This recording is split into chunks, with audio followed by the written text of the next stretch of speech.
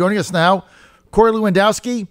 And Corey was the guy that got Trump elected. As you know, he was his original campaign manager. It's always good to have him on. And he's now with the Vice President's Political Action Committee, which is the hard money PAC, raising money for candidates that support Trump's agenda. He's a senior advisor to the Great America Committee. Corey, great to have you. Hey, John, how are you doing this morning? Did you see that rally last night or what? I tell you what, tell us about it. I saw it on TV, but not like being there. What did you think of it? Look, it's so special for me. I've been to so many rallies, but to see the president fire up a crowd, to push back on the narrative that the media is going after him on, the Jimmy Kimmel thing, the Jimmy Fallon thing, these liberal elites from Washington and New York who were so thankful to see Donald Trump come and bring them ratings for one of their shows, that what Donald Trump said, and I was there, John, was so true. Jimmy Fallon stood outside like a 2-year-old child waiting for candidate Trump to show up. We were there. He treated us like gold. He basically thanked Donald Trump profusely for making him a very high-rated show. And then that was in September of 2015, and now he comes out and attacks him. I mean, this is the worst of the worst. Mm-hmm. But the great part is Donald Trump has a microphone to fight back like nobody else, and I love to see him fight. I love him to go and remind the people of South Carolina to support Henry McMaster, who was with us early on in the campaign when not many people were. And I love seeing the president in front of the crowds. It fires him up and keeps him ready. Let me also ask you about the fact that they had an overflow crowd there. And rather than the president go back to his motorcade, to go back to the plane he went out to, mingle and talk with the overflow crowd, right? That's exactly right, John. You're exactly right. And that's who he is, right? We know that. I mean, it's just how he rolls, and that's why people turn out by the tens of thousands to see him, and they show up, and you've seen it, John, 5, 6, 7 hours ahead of time, and he wants to make sure that he sees every single person because that's the type of person he is. Let's get to legislative affairs. Neither of the congressional Republican immigration bills are going anywhere. We've heard today from a number of people on the Hill that the second bill, which is basically the watered-down amnesty bill, but $25 billion for a wall, that's going nowhere. But, Corey, even if either of these bills, the Goodlatte bill or this bill, passed with a 60-vote filibuster cloture rule in the Senate, you can't get anything done. What does the president do now? Well, and the president has tweeted about this, John, and I think he's absolutely right. What he said was, let's not waste time on legislation that isn't going to move forward. Right. You have to get 60 votes in the U.S. Senate. So shy of that happening, and look, he will get 5 or 6, maybe 7 Democrat U.S. senators who are up for re-election in states that Donald Trump won 2 years ago to support a piece of legislation. But if you don't change the rule and make it a 51-vote opportunity in the Senate, and this is all about nothing.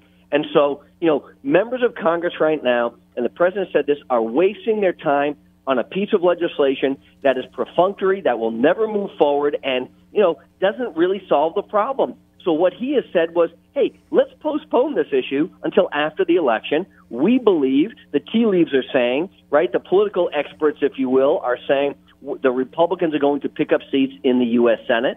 And let's try and get this done after we have more votes, or change the rules so that it's a 51-vote majority number in the Senate to move it, and that's the only way it's going to happen. Do you think there's any chance that Mitch McConnell will ever change that rule? Look, I don't think so, but I don't understand why, because when it came down to Neil Gorsuch, he changed the rules so that the U.S. Supreme Court was a simple majority, not a 60-vote filibuster. Now, look, John, I have no inside knowledge whatsoever. Zero, none. But what I'm hearing on the ground right now is it sounds like there could be a Supreme Court vacancy in the next 24 to 48 hours being announced. If that is the case, that is another huge opportunity for this administration to continue to reform the court system in a positive manner for conservative values. And that means a 51-vote opportunity in the U.S. Senate. So I don't understand when issues are of massive importance, like a Supreme Court justice. Mitch will change it for a 51 vote in the Senate, but when it's an issue which is very important, like immigration, he holds to 60. Because, look, the Democrats, if and when they take back the U.S. Senate, which will happen at some day, they don't care about precedent. They will make it a 51 vote opportunity for them because they will want to move their agenda forward. Let me get back to what you just said about we could have an opening on the Supreme Court within 24 to 48 hours. Did you get that from someone that you think might be reliable? Well, I don't want to divulge any information, but I can tell you this: it has been widely speculated that another retirement is going to happen in the Supreme Court. The timing is about appropriate right now, as you know. The court is ending fairly soon their legislative calendar, and it will take some time to vet some additional people. This president, unlike previous ones before him, has already put out a list of potential Supreme Court nominees that he thinks would be qualified and potentially elevated to get to that. Right. And so I can tell you that the administration will be ready if that vacancy comes to fruition. And what I'm hearing here in Washington today is that many, many people believe in 24 to 48 hours there could be an announcement that somebody is going to be retiring from the court, and then we would be gearing up potentially after the August recess in September for a second Supreme Court nomination. Well, that would be big. No question about it. We're with Corey Lewandowski, former campaign manager for the Trump for President campaign. He's the person that engineered the stunning victory. He's also the author of one of the best book written in the campaign. It's a must buy. You got to buy it. Buy it now. Go to Amazon or your favorite bookstore. Let Trump Be Trump by Corey Lewandowski. Let Trump Be Trump. I've got 3 copies. One for me. I gave one to my oldest son, one to my wife. I've read it 2 times. It's a fun read. Let Trump Be Trump. Buy it now. It is. You really enjoy it, especially with the summer coming up. You're at the beach or the pool or whatever. It's a really fun read and very interesting. And it's going to make you inspired. It's also going to make you laugh. It's great. Let Trump Be Trump. Don't delay. Buy it now. With Corey Lewandowski, he's now the senior advisor to the Vice President's Great America Committee, Political Action Committee. Corey, I want to get your comment on Mark Warner. Now, look, I'm all for humor and joking. The president, as you know him better than anybody. He has a great sense of humor. He makes fun of stuff all the time. He laughs constantly. People don't realize that about him. So Mark Warner, senator from Virginia, former governor, a good friend of mine, by the way, good personal friend, was at a retreat in Martha's Vineyard with all the Democratic senators. They were doing a fundraiser. He had a few drinks. And he says, hey, get me another glass of wine, and I'll tell you all about the conversation I've had with Mueller and all the stuff that's going to be coming out in the next several months. You better fasten your seatbelts. Now, he said it in jest, and he was having a good time. So I get that. But one thing that struck me about it, it's almost got me to believe that Mueller is working with the Democratic Party before the midterms, because why would he be giving this information to Warner and not his Republican counterpart? That just seemed like an odd statement to me. You know, John, it was a very odd statement. And what's even more surprising is that it got out. And the reason is, obviously, I think Mark was kidding. I don't know Senator Warner. I don't think he would ever divulge the information that he has due to his relationship. They've had a very strong bipartisan relationship on the committee where he is the ranking member on. But let me say this.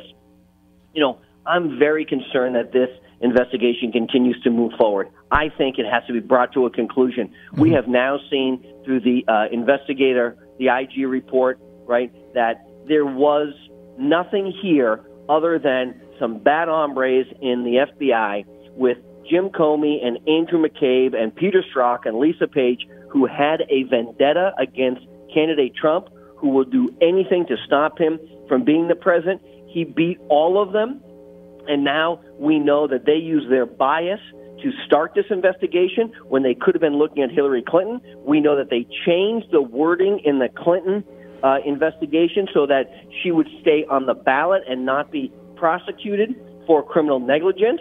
And so, look, there's so many things here, and my concern is that Senator Warner should be calling for an end to the investigation, and more openly, he should be calling for an investigation into Jim Comey and McCabe, and there should be, with the criminal referral that Andrew McCabe has received, I don't understand how the IG's report has not been acted on, and Andrew McCabe has not been brought in to jail for lying under oath to the FBI on at least 3 documented occasions. I don't understand how this isn't moving forward. And John Warner, who, while he is a Democrat, has historically not been a complete partisan, right, should be leading the effort to get that done, and it's disappointing that he hasn't. I think that's where he has to go with it. I do agree with you. I think he was joking, and I think it's okay in Washington to have a sense of humor. Corey, as you know, they take things very serious here. But it does raise the question to why isn't he acting on the Inspector General's report? They don't even care about it. In fact, they've done the opposite. They've discredited it, which is amazing to me.